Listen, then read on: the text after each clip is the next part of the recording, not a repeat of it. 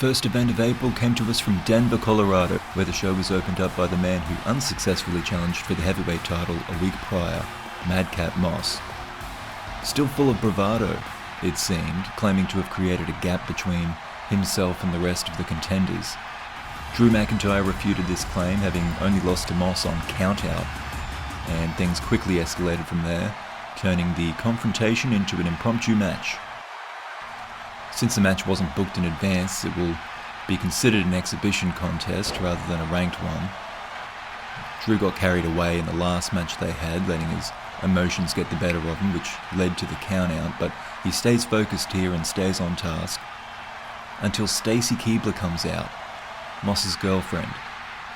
She distracts the referee, and an unseen low blow cost Drew another match. In the aftermath, Moss claimed it was not a proper match and he was acting in self-defense, but at the same time gloated about the victory, whereas Drew, angered at another loss to Moss, demands a no disqualification, no count-out match against Moss, which in the days following was announced to take place at Vengeance.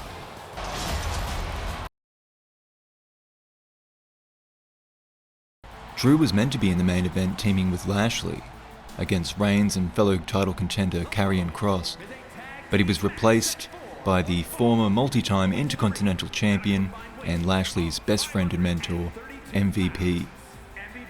MVP and Lashley have competed as a tag team before under the name The Hurt Business. Reigns protested this change and advocated for his cousin, Sikoa, to team with him instead of Kross. Reigns has spoken of representing his hallowed bloodline before, so they adopt the bloodline as their team name. All of this makes the match so much more personal and adds to the inevitable rematch to be had between Reigns and Lashley. The question at this point is a matter of when that match occurs. So this is set to be an interesting precursor in the Raw main event, taking place in the city Lashley grew up in, if it didn't need to be any more personal as it already was. And what a main event it was. Despite not counting toward the heavyweight rankings officially, it was a competitive to the point of brutal at times contest. Personal feelings very much a factor. MVP showing all of his experience, despite being in the latter stages of his career, still very much a top competitor for the WWE. Also possibly a factor is the experience that MVP and Lashley have working together as a team. Sikoa takes the brunt of much of that experience.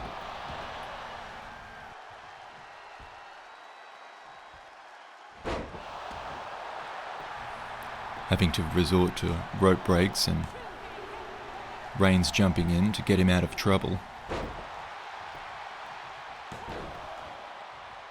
To the joy of the vast majority in attendance, the Hurt Business were performing very well and had the advantage for the majority of the match.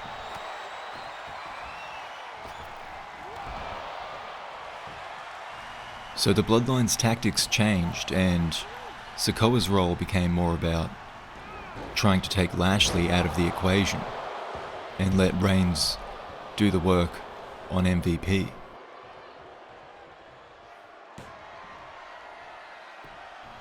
When Reigns finally gets an opportunity, he hits the Superman punch on MVP, but Lashley's there to break it up, and the match devolves a little from there in the sense of the rules, but in the sense of excitement, it was non-stop from this point.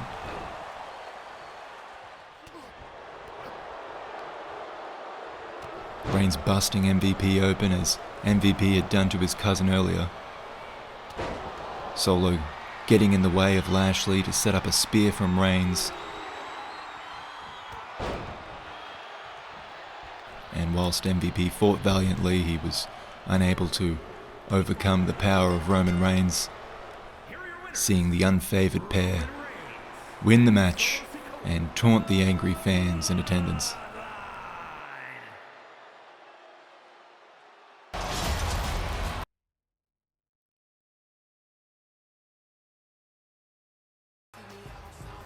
Moving on to Salt Lake City, Utah, where Solo Sikoa took on MVP. Solo comes out with the new Bloodline merch on, although it's unlikely that he's getting the same cut of the money as Reigns is. Reigns had Sikoa make this challenge because of MVP's association with Lashley. Reigns doing whatever he can to get in the head of the champion.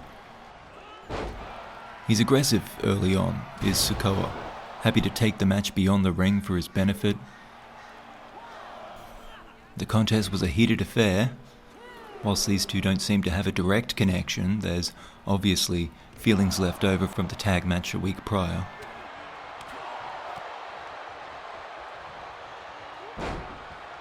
MVP's skill and experience shine through though as he makes a comeback, and eventually both men are bleeding as a result of their scrap. Just as it seems MVP is getting the better of things, Roman's music hits, distracting MVP during the match, and Solo takes advantage, rolling MVP up from behind, not only to win the match, but condemn the lowly ranked MVP to a challenge match to keep his spot in the top 10. Solo taunts MVP on the outside, having gotten the better of him, and all of this wind-up is clearly to mess with not just MVP, but his friend Lashley, the heavyweight champion.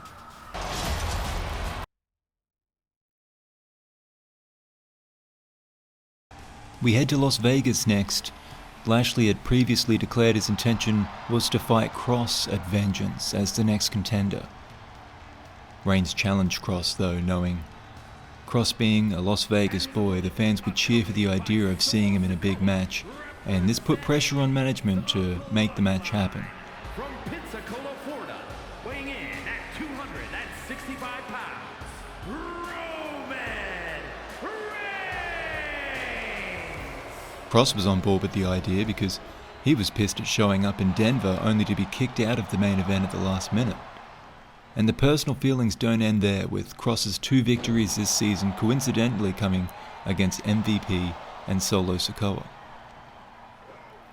Kross may not have had wins at the very top of the card in his title push, but he's no pushover, and a win here would clearly cement him as the number 1 contender.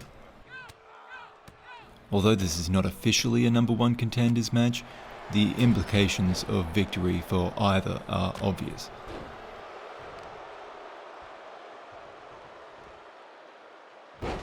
Scarlett inserts herself into the match, but the fans look past it given their love for Kross and their hate for Reigns.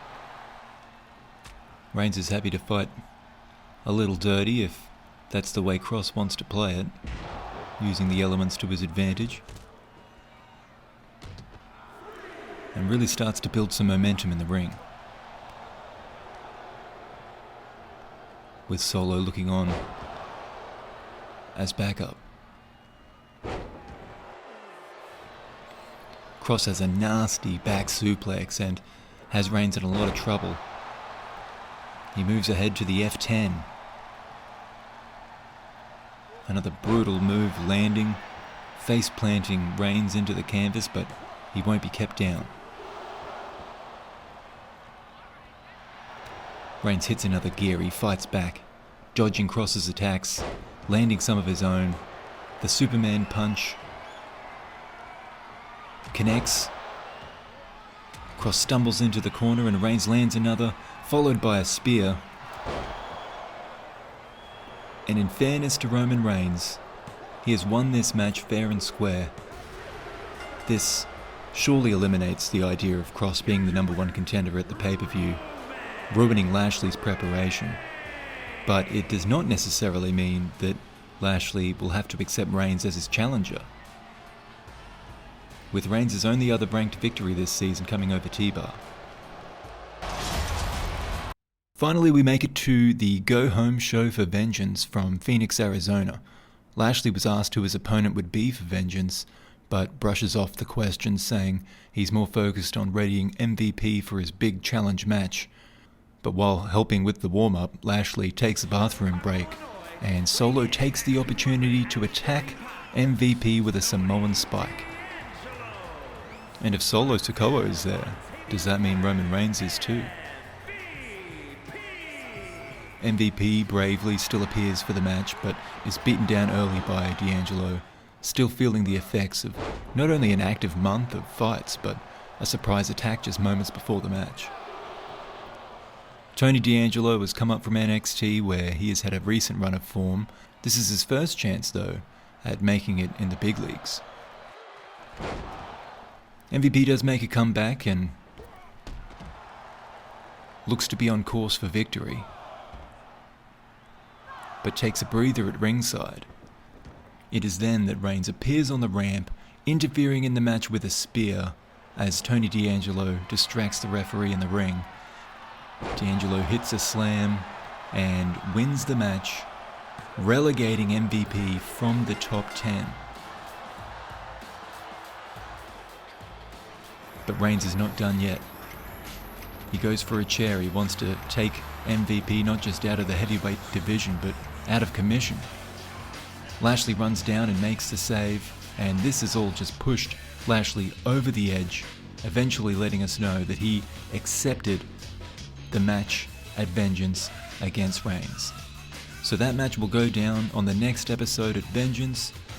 We will see who will take home the title between Reigns and Lashley, as well as fights for Raw's middleweight and welterweight championships and SmackDown's women, tag, and world title matches.